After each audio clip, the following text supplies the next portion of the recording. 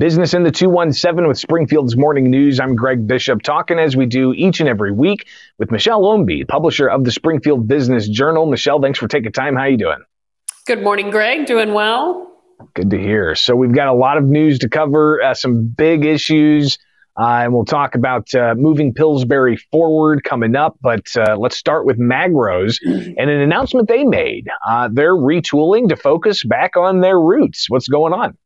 Yes, pretty well coming full circle. You probably know Magro's Meat and Produce originally started out as a meat processing plant in Auburn. They're on the square for several decades. And then a few years back, they had opened up the Springfield location there on Stanton in the former Eagles grocery store. And a couple months after they opened the Springfield location, they ended up closing the Auburn meat processing plant. But had a chance to talk with owner Tony Magro last week, and he said they are going back to their roots. As you mentioned, they're going to do away with the grocery side of things, including the deli, and just focus strictly on the meat processing. Like many other businesses, COVID has caused a series of disruptions. We've certainly seen that in the grocery industry and supply chains and that sort of thing. He said there's a huge demand for the meat processing. They have a 12 to 18 month wait right now for people to process animals. And he said it just doesn't make sense for them to continue trying to compete with the big grocery store chains on those types of items when they know there's such a huge demand for the meat processing, which is something that nobody else in Sangamon County is offering. Yeah, as I told Tony when we talked with him as well, I think one of the scariest moments of the pandemic, at least for me, was when we saw a shortage at the grocery store of a variety of different types of meats. And it just kind of highlights the significance and the importance of having a local meat producer. I know Magro's isn't the only one, but still having that as a fixture in Central Illinois, it's comforting to know. And they're retooling and focusing on that specific area of their business. So interesting news there with Magro's. Also, we've got a sale that's going to be happening. Tell us what's going on with Town and Country Shopping Center. Well, hopefully a sale. Yes, the Town and Country Shopping Center is going up for auction. This is an online auction beginning May 20th, so we'll know fairly soon what the results are. The property is currently valued, according to Sangamon County tax records, it has a fair market value of $8 million, and the starting bid is $1.6 million. So could potentially get a bargain there, depending on how many bidders there are.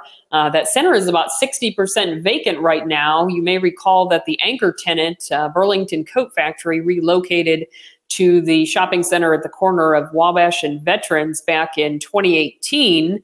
And really that was kind of the start of the change in ownership. There had been a local ownership group for Town and Country, and about a year after that anchor tenant left, the lender, J.P. Morgan Chase, filed for foreclosure, ended up taking possession of the property, and then that property was later transferred to, basically it's one of these big national real estate trusts.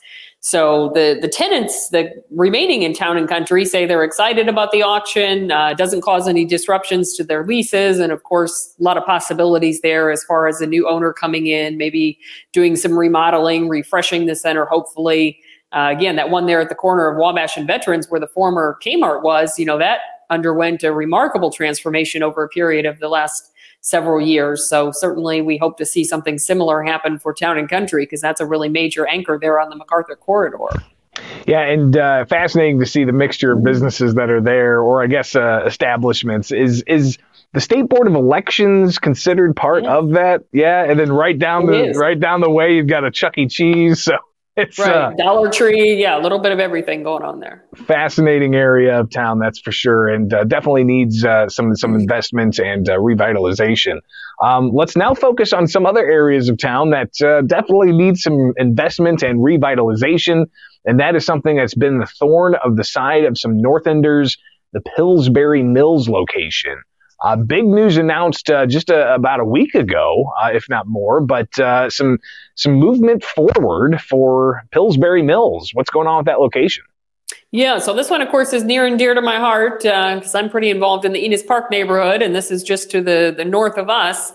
I think this is a great example where you hear people say, gosh, somebody needs to do something about that. Why isn't somebody doing more, cleaning it up? It's been a blight for decades now. That plant has been vacant. I think Cargo closed back in 2001. So it's been over 2 decades now that it's sat vacant, and there's been a variety of both legal and illegal scrapping operations, a lot of environmental issues. A couple people ended up with some charges because of it. So a lot of problems there over the last number of years. But moving Pillsbury Forward, which is essentially just a couple folks, Chris Richmond, who's retired fire marshal from the city, and then Polly Poskin, who is also retired.